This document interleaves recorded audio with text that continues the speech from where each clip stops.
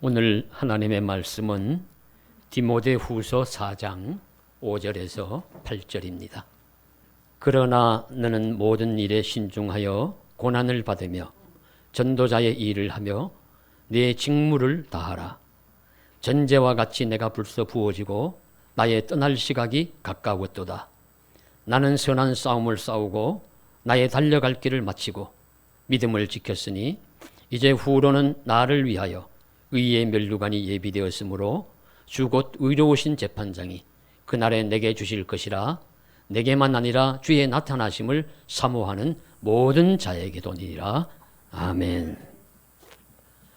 너는 내일 일을 자랑하지 말라. 하루 동안에도 무슨 일이 일어날는지 알 수 없습니다. 잠언 27장 1절의 말씀에서 가르쳐 주시는데요. 내일 일을 우리가 정확히 알 수 없기 때문에 미래에 무슨 일이 일어날지 우리가 알 수 없고 그래서 자랑할 수도 없는 것은 사실입니다. 하지만 우리는 내일을, 미래를 어느 정도 예견하면서 살아갑니다. 직장에 출근하는 사람은 출근하면 어떤 일부터 내가 처리할지 생각하면서 우리 승용차나 지하철을 타고 출근할 것입니다. 학생은 학교에 가서는 오늘 어떤 과목을 공부하고 어떤 선생님을 만나서 수업을 들을지를 예상하면서 갑니다. 저도 잠자리에 들기 전에는 내일 아침 4시 20분이면 정확하게 알람이 울 것이고 일어나 급히 세수를 하고 예배당에 와서 새벽 예배를 인도할 것이다 예상합니다. 그러면 특별한 일이 일어나지 않는 한 그대로 됩니다. 지금까지 그래 왔고 앞으로도 정해진 시간 동안 그렇게 할 것입니다. 가만히 생각해 보시면 이렇게 우리가 내일 일을 어느 정도 짐작할 수 있는 것은 과거의 일과 오늘의 일과 연관이 되어 있습니다. 과거에 찾아봤던 경로 그리고 오늘 그 일을 답습하고 그래서 또 내일 또 이렇게 진행될 것이라 하는 것을 어느 정도 우리가 예상을 합니다. 그리고 특별한 일이 일어나지 않는 한 그렇게 지속이 될 것입니다. 그래서 과거와 현재와 미래는 서로 연결되어 있고 상관성이 있습니다. 전혀 과거에 일어나지 않았던 아무 관계도 없는 일은 미래에 우리가 잘 추측할 수가 없어요. 예상할 수가 없어요. 그래서 과거의 일들을 우리가 표준으로 삼아서 또 현재를 살아가고 현재 일들이 또 내일로 이어질 수 있을 것이라는 예측 가능한 삶을 살아가는 것입니다. 그러면서 우리가 또 가장 잘 알 수 있는 것 중에 하나가 우리의 끝이 있다는 것입니다. 우리의 삶이 영원하지 않다. 육체의 죽음이 온다는 것, 이것만큼 정확한 일도 없습니다. 모든 사람이 그래왔고 히브리서에 나오신 말씀처럼 한 번 죽는 것은 사람에게 정하신 것이요 이후에 심판이 있으리라 하는 말씀처럼 되어질 것입니다.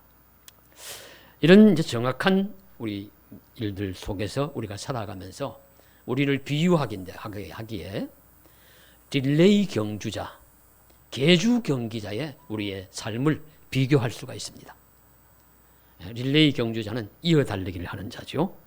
앞에서 나에게 바톤을 전해주는 자가 있고 내가 그 바톤을 받아가지고 또 전해줄 자가 있고 그 가운데서 나는 나에게 주어진 구간을 열심히 달려야 합니다. 열심히 달릴 뿐만 아니라 그 구간을 이탈하지 말아야 해요. 반칙을 범하거나 해서 실격되지 않아야 합니다. 그래서 내가 바톤을 다음 주자에게 잘 넘겨주는 것이 중요합니다. 이것이 더 중요해요. 빨리 달리는 것보다. 내가 혹시 좀 걸음이 느려가지고 좀 덜 달린다고 하더라도 바톤을 잘 전해주어서 다음 주자가 잘 달리는 사람이면 그 사람이 또 빨리 달려가지고 경기에 승리할 수도 있습니다. 그러니 나는 실격하지 말아야 합니다. 내 경로를 잘 지켜가지고 잘 달려서 다음 주자에게 바톤을 잘 전달해 주는 것이 참 중요합니다. 오늘 바울 사도는 자신을 이런 경주자에 비교하는 것 같습니다. 자신을 경주자에 비유하면서 특별히 릴레이 경주자라고 한다면 똑같은 것이죠. 나에게 주어진 경로를 열심히 잘 달려야 한다. 달리되 실격하고 파울을 범하지 말아야 한다. 그리고 내 바톤을 다음 주자에게 잘 전달해야 한다. 이것에 대해서 이제 말씀하면서 바울이 자신의 인생길을 회고하기도 하고 다음에 전해줄 주자가 누구인지 그에게 부탁하기도 하면서 자신의 인생에 대한 신앙 고백이라고 할 수 있는 말씀을 오늘 우리들에게 성경을 통해서 전해주시고 있습니다. 우리는 오늘 그 말씀을 나누면서 신앙의 여러 계승자들 중에 한 사람이 되어서 귀한 우리 내용을 잘 계승을 받고 또 우리가 받아서 잘 전달해 줄 수 있는 또 신앙의 훌륭한 경주자들이 다 되어줄 수 있기를 간절히 소원합니다. 그러면 먼저 바울에게 바톤을 이어받을 선수는 누구일까요? 오늘은 우리가 디모데 후서를 읽었으니까 디모데라고 봅니다. 디모데가 지난 주일에도 말씀드린 바와 같이 바울에게 아들과 같은 자요 제자입니다. 디모데는 바울에게 바톤을 이어받을 다음 계승자입니다. 다음을 열심히 달려가야 할 사람입니다. 그래서 그 바울은 디모데에게 이런 말씀을 당부하고 있습니다. 그것은 다름 아닌 경주자로서 신중하게 내 직무를 다하라. 신중하게 내 직무를 다하라. 그리고 5절 말씀에 이것을 풀어서 말합니다. 너는 모든 일에 신중하며 고난을 받으며, 여기서 나오는 고난은 훈련이라고 말씀을 드렸습니다. 훈련을 받으며 전도자의 일을 하고 내 직무를 다하라. 신중하게 내 직무를 다하라고 요약할 수 있습니다. 이것은 모든 성도는 경기를 하는 선수처럼 인생과 신앙의 경주를 신중하게 감당해야 합니다. 신중하게 한다는 것은 경로를 이탈하지 말아야 돼요. 자기의 경로를 잘 지켜야 합니다. 그런데 이 디모데가 살아갈 세상 호락호락하지 않다, 만만하지 않다 하는 것을 말씀합니다. 그래서 3절 4절에 보시면 디모데가 살아갈 시대는 바른 교훈을 받지 않고 기가 가려워서 자기 사욕을 따를 스승을 많이 두고 허탄한 이야기를 따르는 사람이 많을 것이다. 귀가 가려워서, 아마 우리 표현으로 하면 귀가 얇다는 표현이겠죠. 주관이 약하고 소신이 약하고 믿음이 약하고 진리에 대한 확신이 약해서 무슨 말을 하면 잘 흔들려요.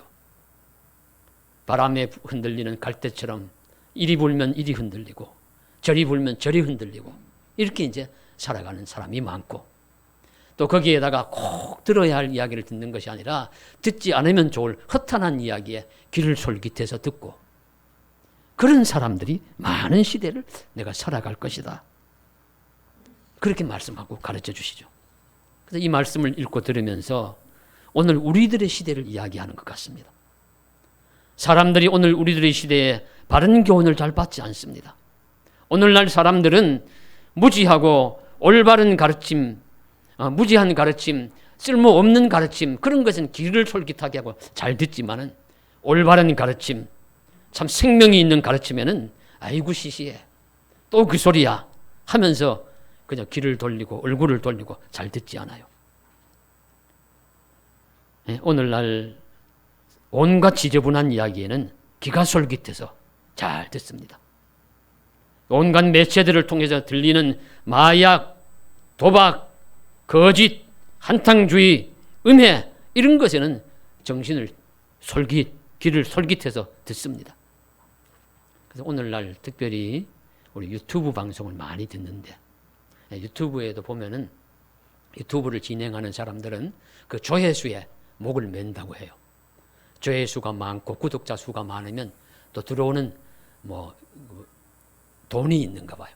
그래서 조회수를 많게 하기 위해서 온갖 수단과 방법을 다 씁니다. 몇십만, 몇백만 올라간다.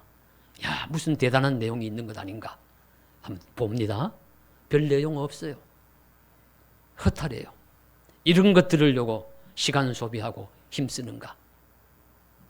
그런데 그런 것에 대해서 사람들이 귀를 솔깃해하고 온갖 거짓, 험담, 비방, 이런 것에 솔깃해서 살아갑니다. 믿음의 경주자는 이런 일을 하는 사람이 아니에요. 그런 것에 흔들리는 사람이 아닙니다. 그런 것에 한눈 팔지 않습니다. 경주자는 자기의 선을 잘 지키면서 달려갈 길을 열심히 잘 달립니다. 이게 믿음의 경주자가 가야 할 우리 경주하는 모습입니다. 어떤 소리에 휩쓸려서 경로를 벗어나서는 안 됩니다. 이런저런 유혹에 빠져서 자신의 경로를 벗어날 일이 아닙니다. 조심해야 합니다. 오래전에 한 장애인 부서를 담당하는 교역자에게 이런 이야기를 들은 적이 있어요. 자신이 지도하는 한 장애인 학생이 달리기를 잘 한다고 합니다. 그래서 정신적인 장애는 하나 있지만은 달리기를 잘하니까 달리기 육상 선수로 내보냈어요. 그래서 그 육상 선수를 하니까 이 선수가 너무 잘 달립니다. 막 달려서 1등으로 갑니다. 가는데 돌발 사고가 벌어졌습니다.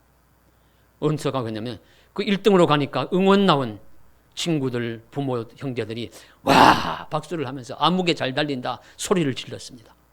달리다가 그 학생이 그 소리를 들었어요. 그 소리를 듣고 쳐다보니까 자기가 아는 얼굴들이 보입니다. 그러니까 달리다가 경로를 벗어나가지고 그 앞에 가서 폼을 잡는 것입니다. 나 잘 달리지? 나 1등 했지? 나 사진 찍어줘. 경기가 어떻게 되었겠습니까? 실격이 되고 말았어요. 경기를 망치고 말았어요. 가르쳐 주시는 겁니다. 우리에게. 경주자는 경로를 이탈해서 안 된다.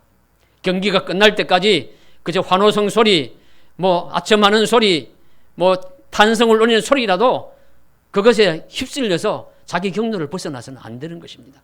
경주자는 자기 경로를 지켜야 돼요. 신중하고 열심히 잘 달려야 합니다. 그래서 오늘 말씀해 보시면 신중하라. 신중하게 그렇게 말씀 강조하시고 있습니다. 너는 모든 일에 신중하여 고난을 받으라, 훈련을 받으라 말씀하시고 있죠. 그리고 그 디모데가 열심히 달려야 할 그의 직무는 무엇입니까? 디모데는 선교사요 목회자입니다. 저와 같은 선교사 목회자에게 가장 중요한 일은 무엇일까요? 직무는? 그건 전도하는 일이에요. 전도자. 그래서 저와 같은 사람에게 사실은 전도자의 직무가 가장 중요한 일입니다. 생명 구원의 일입니다. 말씀 증거하는 일. 그래서 오늘 읽으신 말씀에 우리 4장 1절 2절 보시면 너는 때를 얻든지 못 얻든지 말씀을 전파하라. 그렇게 가르치시고 있습니다. 다 연결되는 말씀이죠. 이 전도자의 직무를 잘 감당해야 합니다. 이것이 그가 경주해야 할 내용입니다. 이것은 목회자만은 아닙니다. 모든 성도님들이 함께 힘써야 할 일입니다. 그래서 우리들이 바톤을 넘겨받은 전도자의 직무, 그 전도자의 직무를 열심히 잘 감당해서 또 다른 누군가에게 넘겨줘야 되지요. 바울은 디모데에게 넘겨줬고 디모데는 또 다른 누군가에게 넘겨줬고 그 누군가에게 전해주고 전해준 것이 오늘 우리들에게까지 전해져 왔습니다. 그리고 우리도 이 바톤을 잘 이어받아서 전도자의 직무를 잘 감당할 수 있기를 주님의 이름으로 간절히 소원합니다. 그리고 이에 바울은 디모데에게 바톤을 넘겨주면서요, 자신이 어떻게 달려왔는지를 말함으로써 디모데에게도 이렇게 달려라 하는 도움을 주기를 원합니다. 바울은 어떤 경주를 해왔을까요? 바울은 자신이 달리는 구간의 끝이 다가왔음을 먼저 알고 있습니다. 그래서 오늘 말씀해 보시면 그의 인생의 끝지점을 바라보고 있다는 것을 이 말씀에 이렇게 표현하죠. 전자와 같이 내가 벌써 부음이 되고 벌써 부어지고 나의 떠날 시각이 가까웠도다. 바울은 자신이 이 세상을 떠날 시간이 다가왔다는 걸 알고 있어요. 의식하고 있습니다. 전제는 제물의 가장 마지막에 포도주를 붓는, 제물을 다 구약성 시대에 제사를 지낼 때 차려놓고 이제 불을 붙여서 태워서 하나님께 올려드리기 전에 그 제물 위에다가 좋은 냄새 나라고 이제 소금도 치고 이렇게 하지요. 향도 뿌리고 그때 막 포도주도 붓는가 봐요. 그 포도주를 붓는 의식을 전제라고 하는데 가장 마지막에 하는 그 의식. 그것이 내가 벌써 부어졌다. 나의 떠날 시각이 가까웠다. 이미 알고 있습니다. 의식하고 있습니다. 그러면서 이어가지고 자신의 인생을 이렇게 요약하면서 신앙 고백을 들려줍니다. 나는 선한 싸움을 싸우고 달려갈 길을 마치고 믿음을 지켰으니. 나는 선한 싸움을 싸우고 달려갈 길을 마치고 믿음을 지켰으니. 믿음을 지켰다. 이렇게 고백합니다. 선한 싸움을 싸웠다. 이렇게 고백합니다. 바울이 과연 어떻게 살았기에 자신의 싸움을 선한 싸움을 싸웠다고 고백하고요. 달려갈 길을 잘 달렸고 믿음을 지켰다고 고백을 하겠습니까? 그래서 바울에 대해서 우리가 자주 말씀 나누지만 오늘 전체적으로 한번 간략하게 제가 요약을 해보겠습니다. 말씀을 들으시면서 과연 바울의 일생이 이 말씀을 하는 것과 얼마나 닮아 있는지를 한번 보십시오. 바울은 우리 기독교 역사상 예수님 다음으로 큰 족적을 남긴 사람입니다. 예수님의 12제자의 반열에는 속하지 않았지만 그는 부름받은 사도로서 일평생을 살았고 그가 전한 예수의 복음의 메시지는 2000년 기독교 역사를 통틀어 강력한 영향을 끼쳤습니다. 그는 본래 길리기아 다소라는 우리 터키 남쪽 지역이죠. 그 지역의 유대인 가족의 유력한 상인 가문의 부유한 상인 가문의 아들로 태어났어요. 그래서 날 때부터 로마 시민권을 가지고 있었고요.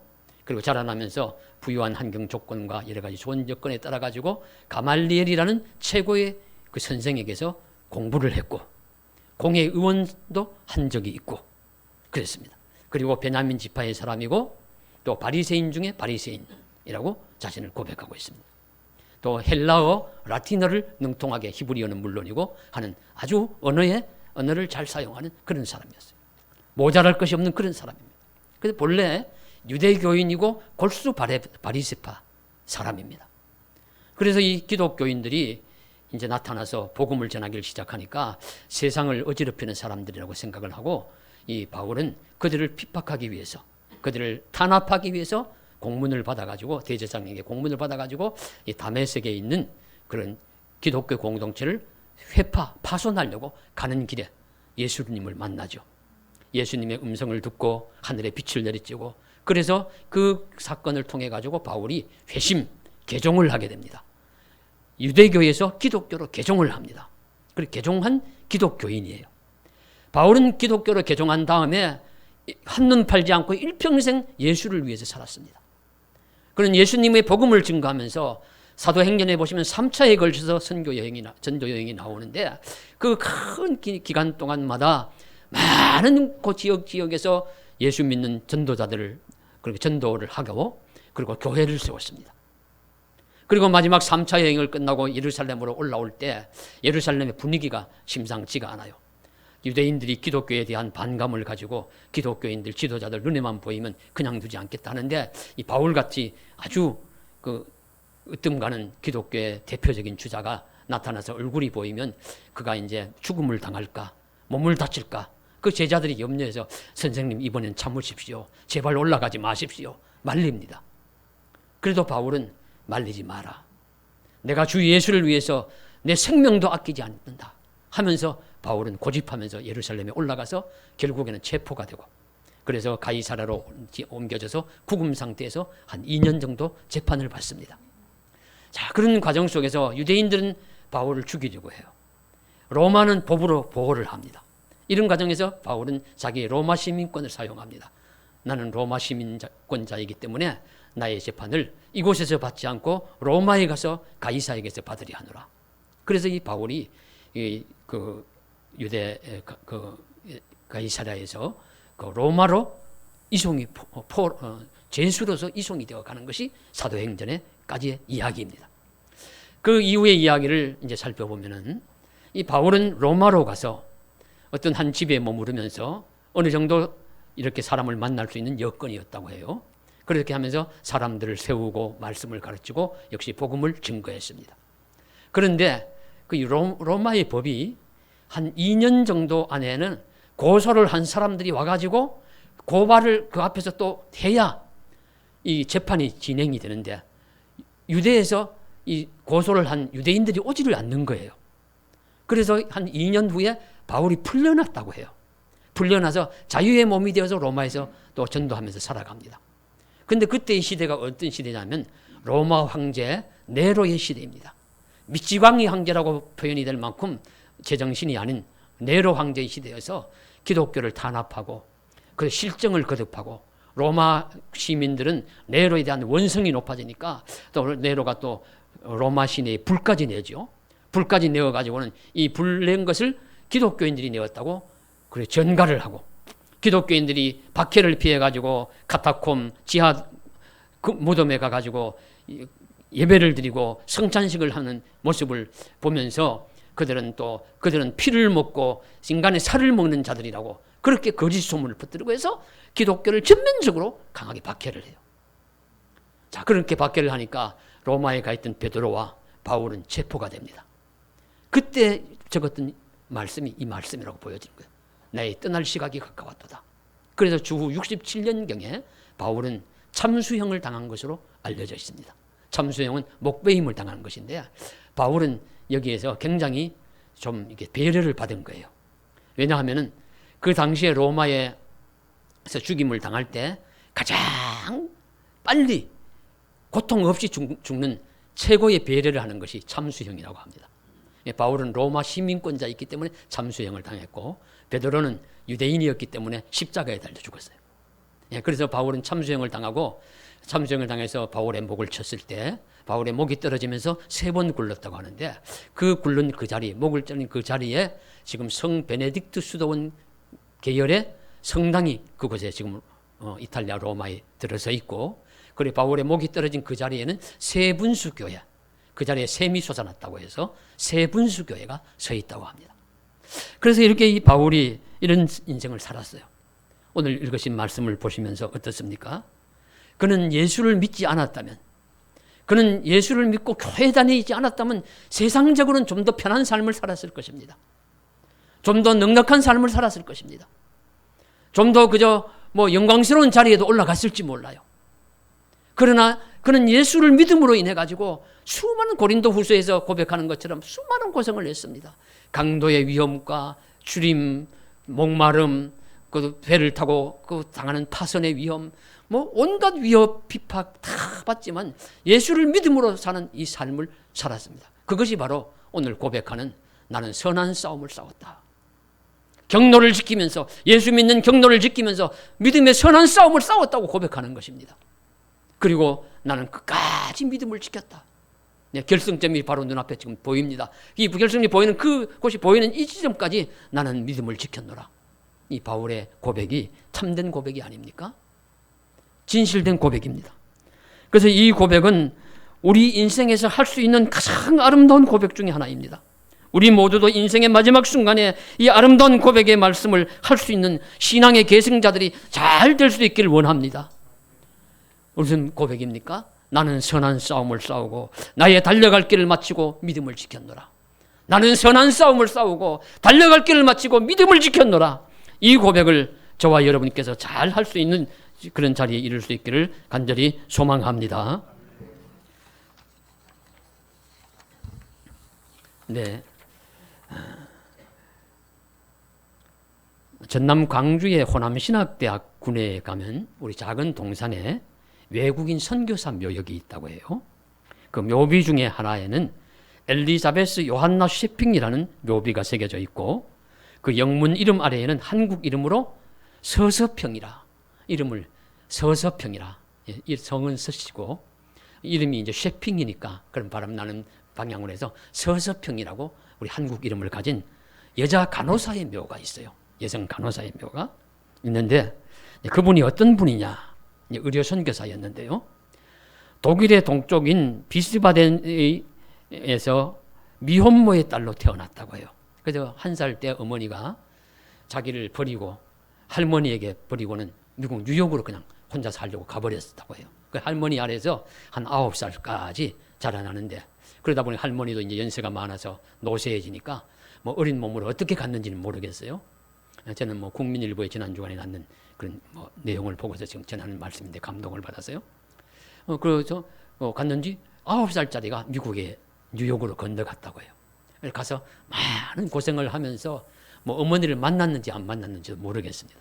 하여튼 거기서 뉴욕 간호학교를 졸업을 했습니다. 그리고 우리 개신교 계통의 성경훈련 교사 학교도 마쳤습니다. 그리고 요양소 등 그런 병원에 잠시 근무를 하는 중에 1912년에 미국 남장로의 파상 간호사 모집이 공고가 나서 거기에 우리 지원을 해가지고 미국 남장로의 파송 간호사가 간호선교사가 되어가지고 조선 땅으로 건너오게 됩니다. 조선으로 와서는 저기 우리 한국의 남쪽인 우리 광주에 자리를 잡고 그야말로 성자, 성녀와 같은 삶을 살아가요. 매달 받는 600에서 800달러의 월급의 대부분은 그 조선의 가난한 이들과 병자의 구제에 다 내어줍니다. 그리고 누구라도 손을 벌리면 그냥 돌려보내지 않습니다. 수많은 환자들을 돌보는 간호사의 역할을 충실히 감당했습니다. 그러다가 1922년에 미국 독지가의 도움으로 이일학교라는 것을 설립을 하는데, 이일학교는 엄마 없는 소외된, 교육에서 소외된 문맹 어린이와 소방 맞은 여인들을 위한 재활학교라고 해요. 그래서 공부를 못한 어린이들, 그리고 소방 맞아서 갈 곳 없고 공부를 못한 여인들, 그런 데를 위해서 이일학교를 설립해서 운영을 하고, 그리고 살아갈 때는 한국 여성의 의복을 입습니다. 그래서 조선 여성의 의복을 입는데 그 사진이 크게 나왔어요. 아기를 보자기를 해서 아기를 등에 업고 그저 치마 저고리를 입고, 그 치마 저고리도 뭐 화려한 것 아니고 문명 치마 저고리 허름한 것을 입고 그런 서양 여인이 아이를 업고 등에 업고 있는 그 사진이 어떻게 있는지 그 사진이 나올 정도로 매우 감동적이죠. 예, 그렇게 하면서 어린 아이를 돌보가지고 간호사 일을 하고 학교 일을 하고 하면서 고생하면서 그렇게 살다가 불과 1934년 54세의 나이로 눈을 감습니다. 근데 그 감을 때 이제 그 마지막 그가 남긴 것이 무엇이냐 하면 담요 반조각, 돈 7전, 그리고 강냉이 2홉이었다고 해요. 그러니까 담요도 반조각인 이유가 한 조각 중에 또 헐벗은 담요가 없는 사람들을 위해서 반조각을 잘라서 주었다고 해요. 그래서 반조각만 남았고 자기 몸은 병원에 시신 기증을 하고, 그러면서 마지막 남긴 말이 이 말입니다. 간호사로서 남의 아픔에 무감각했던 잘못을 깨닫게 해준 것에 감사합니다.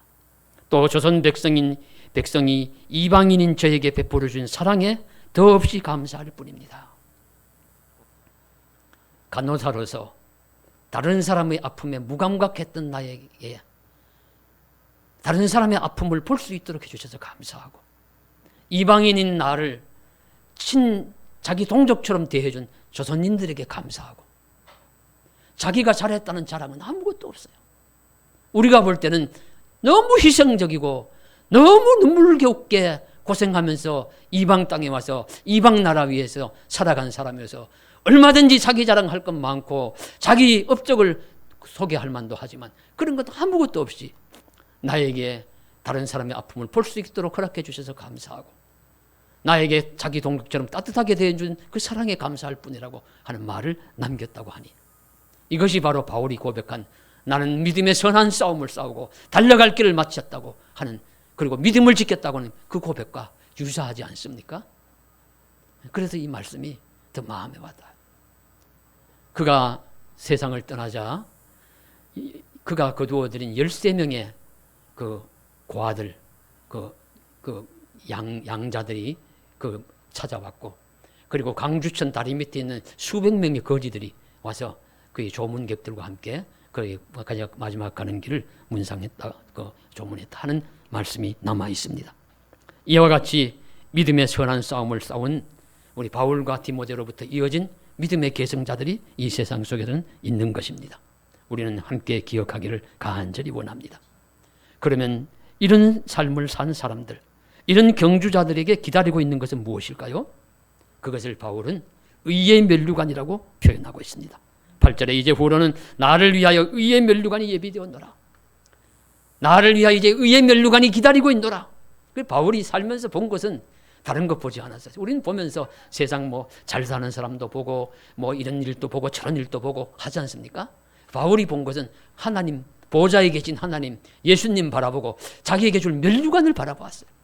시야를 그것을 바라보고 주목하는 것입니다. 그렇기 때문에 바울도 지금 마지막 순간에 이제 나를 기다리고 있는 것은 의의 면류관이 기다리고 있노라. 그리고 면류관은 왕관이 아닙니다. 운동 경기에서 승리한 자가 받는 월계관입니다. 그 나뭇잎으로 만든 월계관이죠.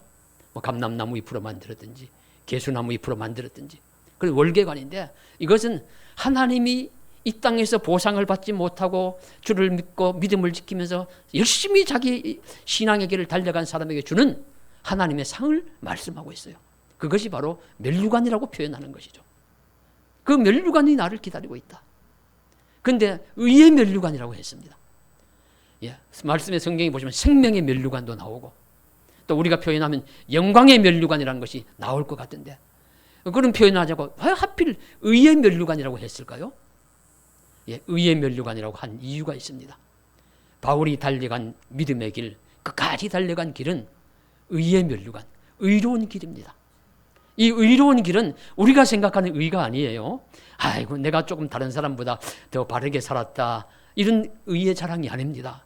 여기서 의는, 성경에서 말씀하시는 의는 하나님의 의, 예수님의 의는 십자가의 의, 용서의 의. 그러니까 우리 인간으로서 비교할 수 없는 완전한 의입니다.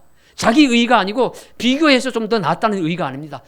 흠과 티가 없는 완벽한 의입니다. 그 의를 하나님께서 예수를 믿는 우리에게, 예수를 믿을 때 우리에게 딱 넘겨주셨어요.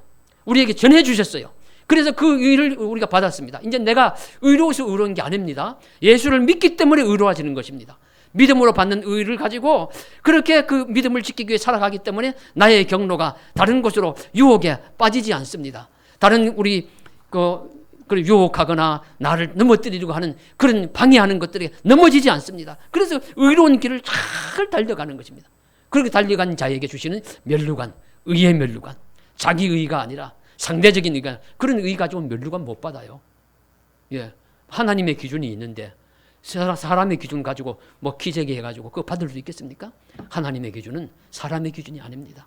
하나님이 가진 예수 십자가의 의를 나는 죄인입니다. 나는 부족합니다. 나는 의로운 것이 없습니다. 그래서 사도 바울도 그토록 의롭게 살아도 자신이 의롭다고 자랑하지 않습니다. 아까 셰핑과 같은 우리 여성 간호사 선교사도 그런 삶을 살아도 자기 의롭다고 자랑하지 않아요.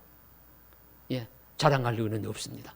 오직 예수의 의, 십자가의 보혈의 의, 하나님이 주신 나에게 베풀어진 용서의 의, 그 의가 있을 뿐입니다. 그 의를 내가 전가받아서 그 의를 가지고 믿음을 지키면서 잘 달려갈 때 우리 십자가 보혈의 길, 생명의 길, 나의 다름질, 주어진 구간을 잘 달려가는 하나님의 은혜에 복된 사람이 될 수 있을 줄로 믿습니다.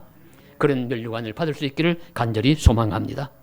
그래서 오늘 말씀해 주시는 메시지는 명확하지요. 우리는 우리 자신에게 주어진 구간을 우선 열심히 잘 달려야 합니다. 열심히 잘 달려야 합니다. 그리고 두 번째는 경로를 이탈하지 말아야 합니다. 바로 의의 길을 걸어가야 합니다. 십자가의 길, 의의 길, 이것이 믿음을 지키는 길입니다. 그리고 다음에는 우리에게는 면류관이 기다리고 있습니다. 의의 면류관, 생명의 면류관, 아름다운 귀한 면류관, 세상의 것과는 비교할 수 없는 아름답고 복된 면류관이 기다리고 있습니다. 이렇게 잘 달려서 다음 주자가 기다리고 있으니 다음 주자, 우리를 부르시는 그날 다음 주자에게 우리 바톤을 계승하고 잘 전달하고 우리 믿음의 자리에, 충만한 은혜의 자리에, 복된 자리에 다 함께 하나님의 사랑과 은혜를 받으면서 머무는 그런 은혜의 자리에 머무시기를 저와 여러분께 감사드리며 하나님께 축복, 하나님께 영광, 우리에게 귀한 축복이 내리시기를 간절히 소망합니다. 기도드리겠습니다. 사랑하는 하나님 아버지, 오늘 우리 바울 사도의 귀한 우리 고백, 나의 달려갈 길을 마치고 믿음을 지켰다, 나는 믿음의 선한 싸움을 싸웠다, 이렇게 고백하고 있습니다. 선한 싸움을 싸우고 달려갈 길을 마치고 믿음을 지켰으니 이제 후로는 의의 면류관이 예비되었고 나뿐만 아니라 다른 모든 예수의 부활을 믿고 예수 다시 오심을 기다리는 모든 자들에게도 주실 것이라고 우리들에게 소망을 주시고 있습니다. 우리의 이 말씀을 기억하면서 믿음의 길, 생명의 길 잘 달려갈 수 있도록 은혜로 축복하여 주시옵소서. 우리 주님 예수님 이름 받들어 감사하며 기도드리옵나이다. 아멘.